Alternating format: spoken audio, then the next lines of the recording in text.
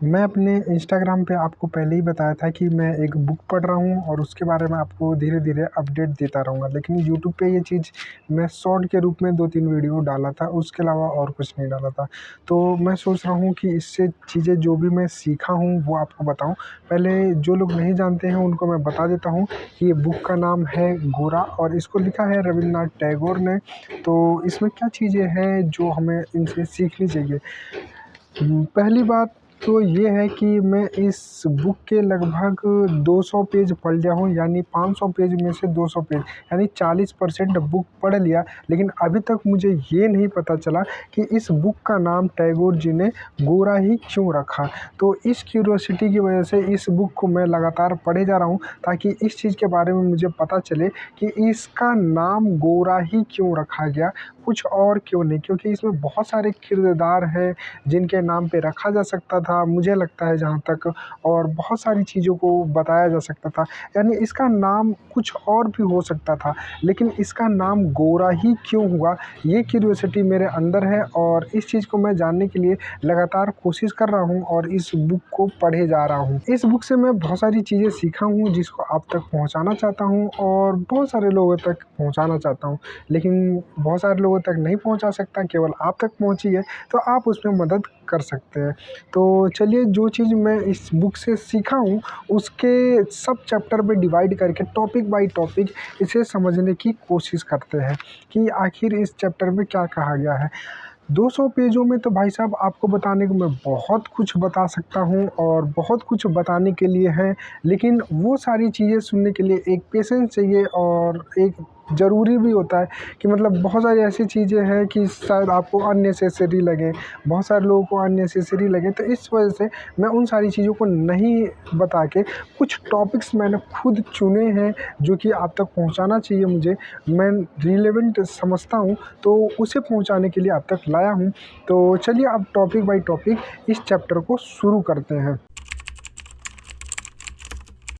मैं अपने इस सीरीज़ के पहले चैप्टर के बारे में बात करूँगा कि जब पहले के टाइम था, जब लोग दोस्त से मिलते थे तो उस समय समाज, देश, परिवेश के बारे में बात करते थे। लेकिन आज जब दोस्त आपस में मिलते हैं तो यूट्यूब रील और मूवी, वेब सीरीज़ के बारे में बात करते हैं। तो पहला चैप्टर ये है।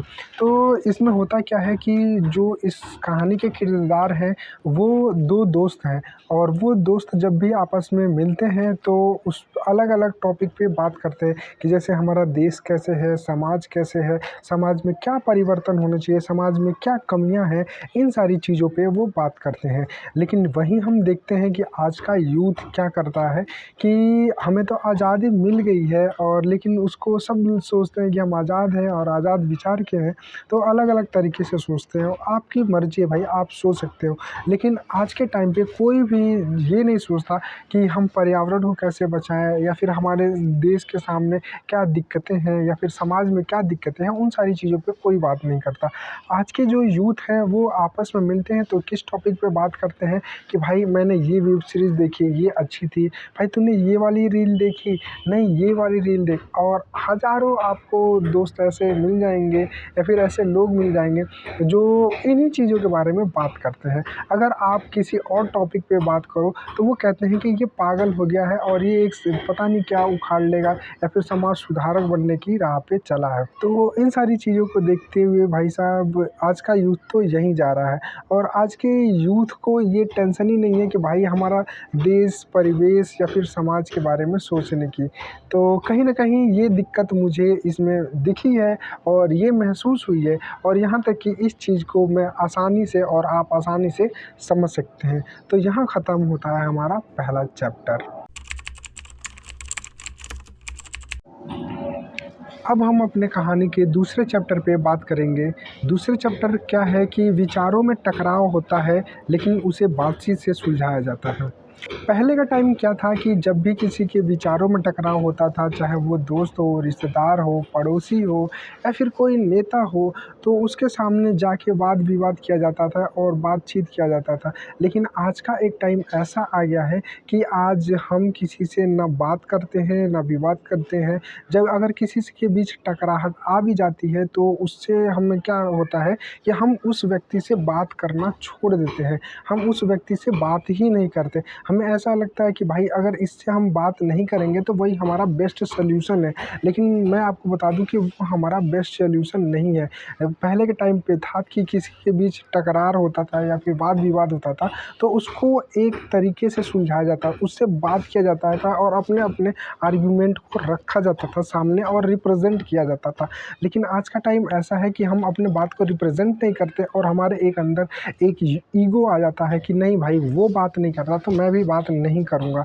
तो इस वजह से ये होता है कि कोई किसी से बात नहीं कर रहा और उसी बीच में बात ना होने के चक्कर में वो और दरारें बढ़ती जा रही हैं, जो कि दरारें भरनी चाहिए वो भर नहीं रही हैं। क्योंकि आप जो चीज़ सोचते हो, मैं जो सोचता हूँ, उस पे बीच में सॉल्यूशन नहीं लाया जाता। ये सोचा जाता है कि नहीं, सबसे बेस्ट तरीका है बात ना करो और बात ना करने की वजह से हमारा बेस्ट फ्रेंड भी हमसे दूर चला जाता है। जिस इंसान को हम बहुत अच्छे से जानते हैं और चाहते हैं, वो भी हमसे दूर धीरे-धीरे चला जाता है। तो ये हमारे समाज की एक बहुत बड़ी कमज़ोरी बनी है, जो कि इस बुक के माध्यम से मुझे महसूस हुआ है। तो यहाँ पे हमारा हम ख़त्म होता है दूसरा चैप्टर। यदि हम इस चैप्टर पे बात करें तो बहुत लंबा बात कर सकते हैं, लेकिन मुझे सिर्फ़ आपको कुछ इन्फॉर्मेशन देनी थी बेसिक, क्योंकि उस टाइम का समाज हमारा क्या था और आज का समाज क्या है, तो इसके बारे में केवल बताना था, तो इसमें मैं बताया हूँ। हालाँकि ये टॉपिक बहुत बड़ा है और अगर हम चाहें तो इस पे विस्तार से भी बात कर सकते हैं। लेकिन मैं इस टॉपिक को अभी यहीं पे विराम देता हूँ। अब हम चलते हैं अपने नेक्स्ट टॉपिक 3 पे। अगर हम देखते हैं कि पहले के जितने भी हिंदी के कवि हैं या फिर उपन्यास हैं, उपन्यासकार हैं या इतिहासकार हैं, उन्होंने बचपन से ही बुकें पढ़ना शुरू कर दी। भले ही उनकी स्कूली शिक्षा बहुत हद तक नहीं हुई है, बहुत आगे तक नहीं हुई है, लेकिन बचपन से ही वो इन सारी चीज़ों के पढ़ते रहे हैं, उनके बारे में जानते रहे हैं। और जितने भी हिंदी के कवि देखेंगे, उपन्यासकार देखेंगे, उनकी या तो बचपन में ही शादी हो जाती थी या फिर बचपन में ही माता-पिता मर जाते थे या फिर उनके अंदर बहुत सारे सामाजिक तरह से बहुत सारे टकराव देखने को मिलते थे। इससे उनके अंदर जो सामाजिक रूप से आगे बढ़ने की या फिर एक जज़्बा था कि हम समाज को कैसे जानते हैं, वो समाज को जानने में परिपूर्ण थे, परिपक्व हो गए थे और उससे उनको बहुत हद तक मदद भी मिलती थी। आज का टाइम ये है कि हम किसी से 2 दिन, 1 महीने बात करते हैं, हमें सिर्फ़ वो अच्छा लगता है और हम उसी टॉपिक पे बात करते हैं, हम किसी समाज के बारे में 1% भी बात नहीं करते और इस वजह से हमारे अंदर मैच्योरिटी नहीं आ रही है, बचपना ही आ रहा है। अभी आप रील देखते हैं तो बहुत सारी ऐसे लोग को देखते हैं कि वो बहुत बड़े हो गए हैं, लेकिन उनके अंदर मैच्योरिटी एक नहीं आई है, जो कि इस उम्र में आ जाना चाहिए था। तो कहीं न कहीं हमारे समाज में ये एक दिक्कत है कि भले ही आज आप चाहे जितने बड़े हो जा रहे हैं, लेकिन किताबों का साथ छोड़ देने की वजह से इंसान के अंदर एक मैच्योरिटी नहीं आ रही है, वो कुछ भी किए जा रहा है। तो ये एक बहुत बड़ी प्रॉब्लम है। हमारा जो 4th टॉपिक है वो महिलाओं से रिलेटेड है कि पहले की जिन महिलाओं को शादी होती थी या फिर पुरुषों की शादी होती थी, उनको तो उनके शादी वाले दिन ही अपनी बीवी का या फिर अपने पति का शक्ल देखने को मिलता था।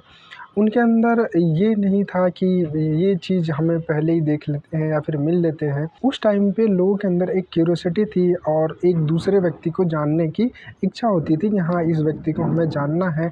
और काफ़ी हद तक देखा जाए तो ये वाली जो शादियाँ हैं, वो बहुत ज़्यादा सफल हो गई हैं, जिनमें तलाक वगैरह नहीं होता।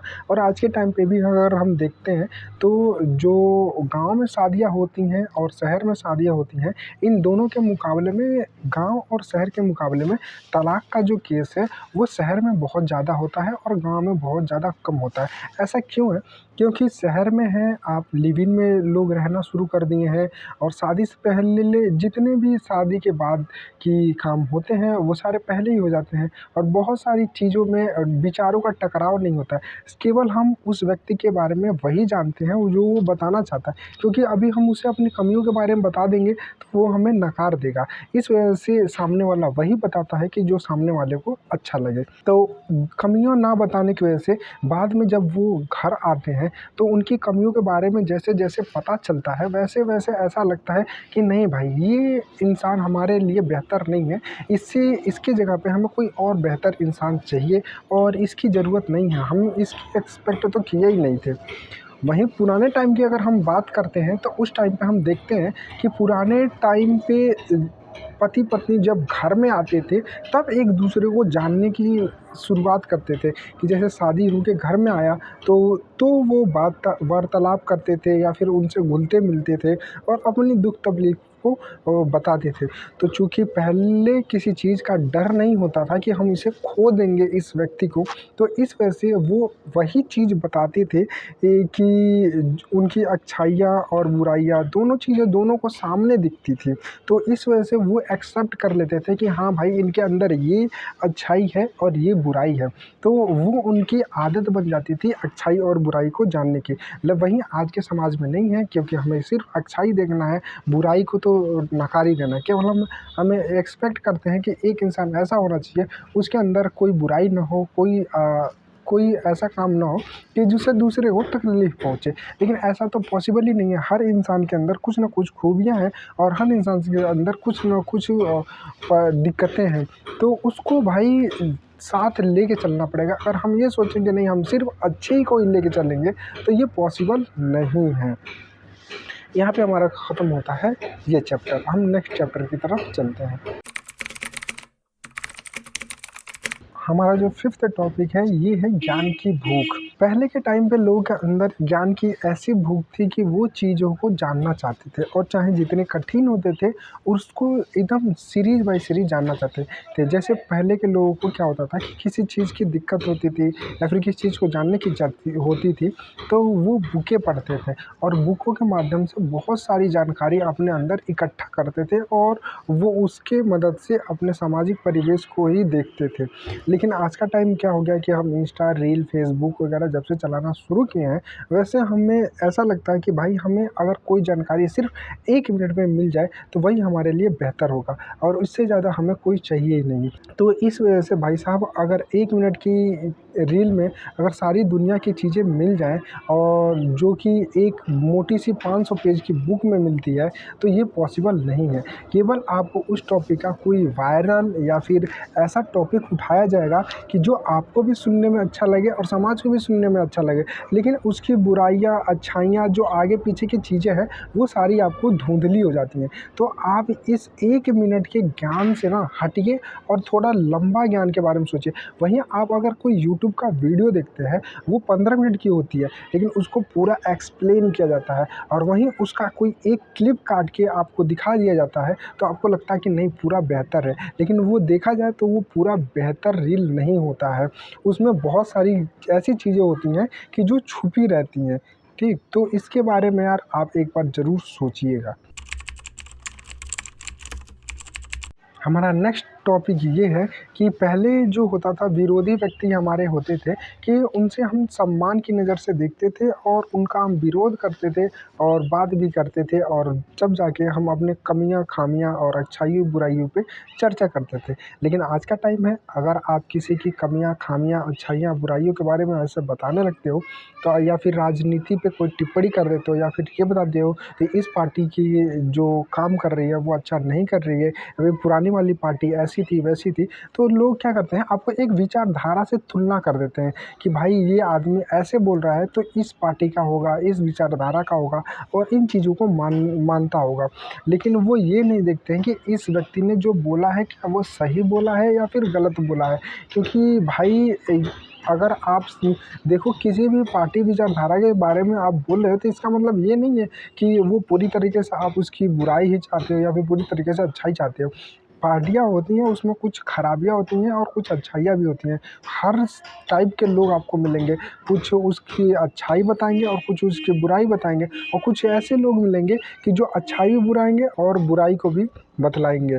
तो ऐसा नहीं है भाई, तो इस चीज़ से अगर हम दूर हट के सोचें तो एक बहुत ही अच्छे परिवेश का भी निर्माण हो सकता है।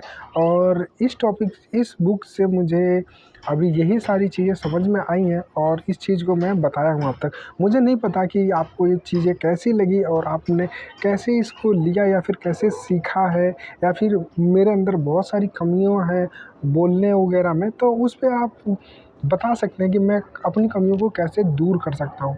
और आपको बुक का इसमें कौन-सा टॉपिक सबसे बेहतर लगा है, वो भी आप कमेंट बॉक्स में ज़रूर बताइएगा, ताकि मुझे मोटिवेशन मिले, मैं अगली जो बुक बताऊँ आपको वो उससे बेहतर बता सकूँ। क्योंकि अभी इसका मैंने 40% ही पढ़ा है, अभी 60% बाकी है। तो 60% के ज्ञान को मैं आपको कैसे रिप्रेज़ेंट करूँ ताकि वो आप तक भी बेहतर तरीके से पहुँच जाए और मुझे भी थोड़ा कुछ सीखने को मिल जाए आपसे। तो चलिए आज की वीडियो में बस इतना ही। अब देखते हैं अगले टॉपिक में हमारा क्या होता है, और अगले टॉपिक में हमारे जो नॉलेज है वो कहाँ तक जाती है। अभी मुझे जो मिला था नॉलेज वो मैं आपको बता दिया, लेकिन आगे देखते हैं आगे क्या होता है।